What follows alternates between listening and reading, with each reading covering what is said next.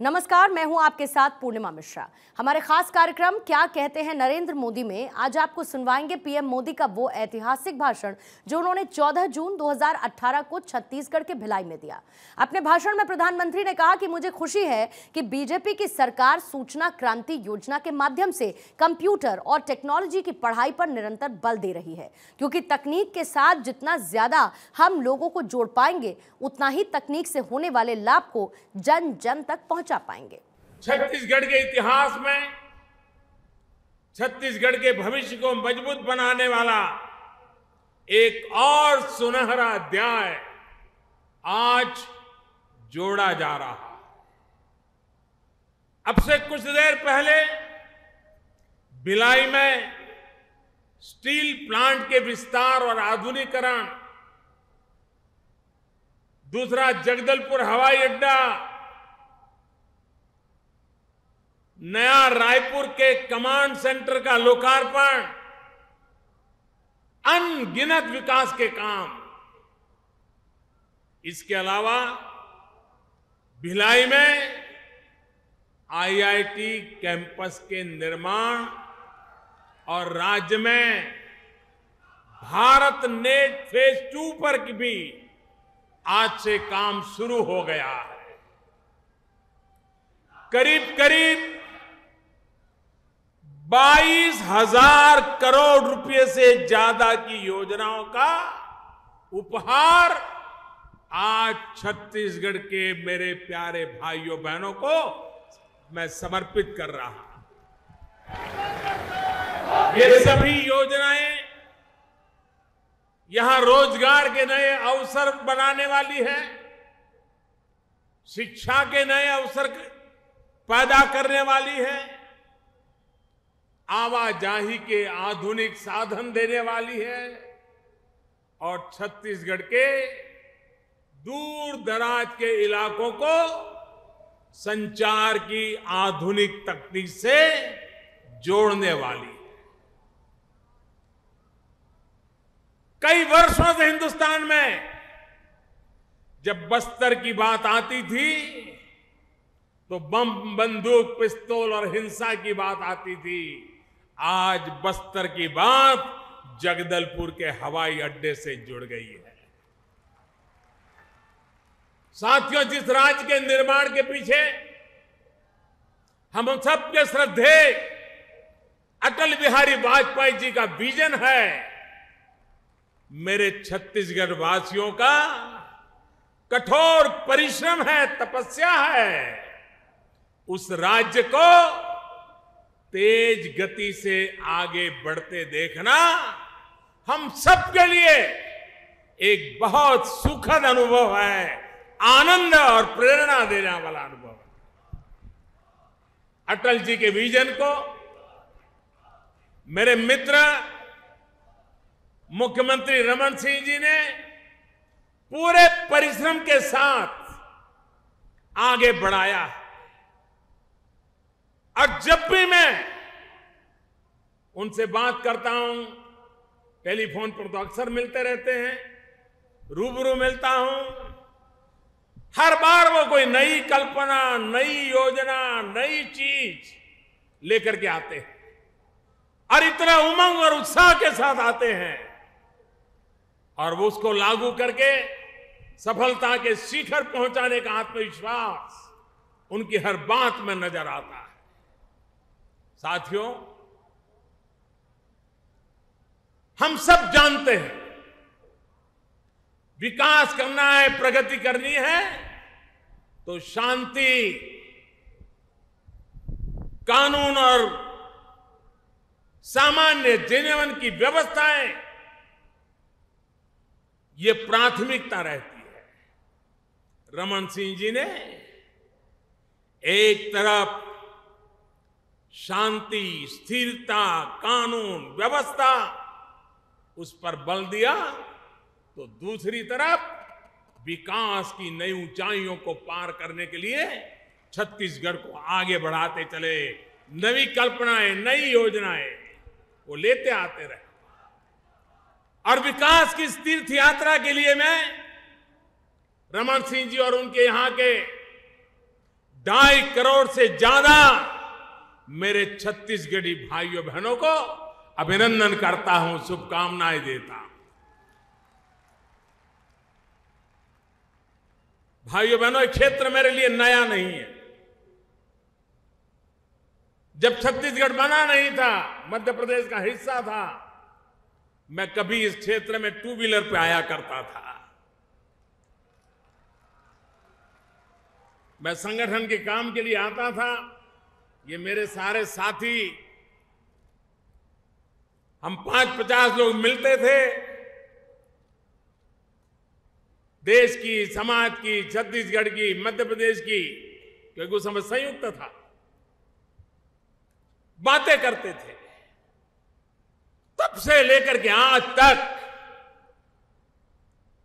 कोई ऐसा वक्त नहीं आया जब मेरा छत्तीसगढ़ से दूरी बनने का कोई कारण बना। इतना प्यार आप लोगों ने दिया, हर बार आपसे जुड़ा रहा। शायद पिछले 20, 22, 25 साल हुए होंगे जिसमें एक भी वर्ष ऐसा नहीं होगा कि जहां मेरा छत्तीसगढ़ आना न हुआ हो। शायद यहां कोई डिस्ट्रिक्ट ऐसा बचा होगा कि जहां मेरा जाना न हुआ।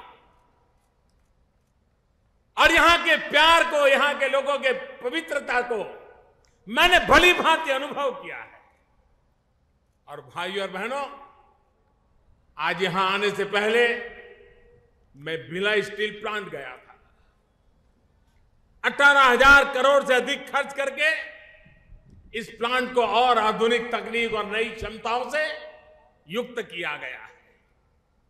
और मेरा सौभाग्य है कि आज मुझे इस परिवर्तित आधुनिक प्लांट के लोकार्पण का भी, उस प्लांट के लोकार्पण का भी अवसर मिला।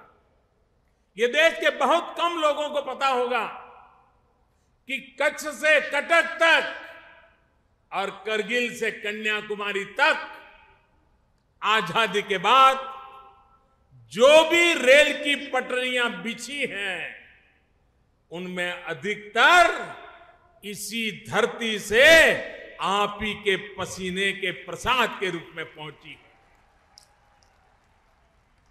निश्चित तौर पर भिलाई ने सिर्फ स्टील ही नहीं बनाया है, बल्कि भिलाई ने जिंदगियां को भी संवारा है, समाज को सजाया है और देश को भी बनाया है। भिलाई का ये आधुनिक और परिवर्तित स्टील प्लांट अब न्यू इंडिया की बुनियाद को भी स्टील जैसा मजबूत करने का काम करेगा। साथियों, भिलाई और दुर्ग में तो आपने खुद अनुभव किया है कि कैसे स्टील प्लांट लगाने के बाद यहां की तस्वीर ही बदल गई। इस वातावरण को देखकर मुझे विश्वास है कि बस्तर के नगरनार में जो स्टील प्लांट स्थापित हुआ है, वो भी बस्तर अंचल के लोगों की जिंदगी में बहुत बड़ा बदलाव लाएगा। भाइयों और बहनों, छत्तीसगढ़ की प्रगति को गति देने में यहां के स्टील सेक्टर, लौह अयस्क के खनन ने बहुत बड़ी भूमिका निभाई है। इस पर आपका और विशेषकर मेरे आदिवासी भाइयों बहनों का अधिकार है। यही वजह है कि हमने सरकार में आने के बाद एक बहुत बड़ा कानून में बदलाव किया और हमने ये सुनिश्चित किया कि जो भी खनिज निकलेगा उससे होने वाली कमाई का एक हिस्सा वहां के स्थानीय निवासियों को उनके विकास के लिए खर्च किया जाएगा। यह हमने कानूनन तय कर दिया और इसलिए खनन वाले हर जिले में डिस्ट्रिक्ट मिनरल फाउंडेशन की स्थापना की गई। इस कानून में बदलाव के बाद छत्तीसगढ़ को भी 3,000 करोड़ रुपए से ज्यादा की अतिरिक्त राशि प्राप्त हुई है। ये पैसे अब खर्च हो रहे हैं आपके लिए, अस्पताल बनाने के लिए, स्कूल बनाने के लिए, सड़कें बनाने के लिए, शौचालय बनाने के लिए। भाइयों और बहनों, जब विकास की बात करते हैं, मेक इन इंडिया की बात करते हैं, तो इसके लिए कौशल विकास यानी स्किल डेवलपमेंट भी उतना ही आवश्यक है। भिलाई की पहचान तो दशकों से देश के बड़े एजुकेशन हब के तौर पर रही है, लेकिन इतनी व्यवस्थाएं होने के बावजूद यहां आईआईटी की एक कमी महसूस होती थी। आपके मुख्यमंत्री रमन सिंह जी पिछली सरकार के समय भी इस बात के लिए लगातार कोशिश कर रहे थे कि भिलाई को आईआईटी मिलना चाहिए, लेकिन वो भी कौन लोग थे आप जानते हैं भली भांति। रमन सिंह जी ने 10 साल मेहनत की, पानी में गई। लेकिन जिस छत्तीसगढ़ ने हमें भरपूर आशीर्वाद दिया है, जब हमारी बारी आई, रमन सिंह जी आए और हमने तुरंत फैसला कर दिया 5 नए आईआईटी। और जब 5 नए आईआईटी बने तो आज भिलाई में सैकड़ों करोड़ों रुपयों का एक आधुनिक आईआईटी का कैंपस, उसका शिलान्यास भी हो रहा है। लगभग 1100 करोड़ की लागत से बनने वाला आईआईटी कैंपस छत्तीसगढ़ और देश के मेधावी छात्रों के लिए प्रौद्योगिकी और तकनीकी शिक्षा का तीर्थ बनेगा। उन्हें कुछ नया करने के लिए हमेशा प्रेरित करता रहेगा। साथियों, मुझे कुछ मिनट पहले मंच पर ही कुछ युवाओं को लैपटॉप देने का अवसर मिला। मुझे खुशी है कि भारतीय जनता पार्टी की सरकार सूचना क्रांति योजना के माध्यम से कंप्यूटर और टेक्नोलॉजी की पढ़ाई पर निरंतर बल दे रही है। तकनीक के साथ जितना ज्यादा हम लोगों को जोड़ पाएंगे, उतना ही तकनीक से होने वाले लाभ को जन जन तक पहुंचा पाएंगे। इसी विजन के साथ बीते 4 वर्षों के दौरान डिजिटल इंडिया को बढ़ावा दिया जा रहा है। छत्तीसगढ़ सरकार भी इस अभियान को, उसके लाभ को घर घर पहुंचाने की दिशा में जुटी हुई है। मैं पिछली बार जब बाबा साहब आंबेडकर की जन्म जयंती पर आया था, तो बस्तर को इंटरनेट से कनेक्ट करने वाले प्रोजेक्ट बस्तर नेट के फेज 1 के लोकार्पण का अवसर मिला था। अब आज से यहां भारत नेट फेज 2 इस पर काम शुरू हो गया है। लगभग 2,500 करोड़ के इस प्रोजेक्ट को अगले वर्ष मार्च महीने तक पूरा करने का प्रयास किया जाएगा। छत्तीसगढ़ की 4,000 पंचायतों तक तो इंटरनेट पहले ही पहुंच चुका है। अब बाकी 6,000 तक भी अगले साल पहुंच जाएगा।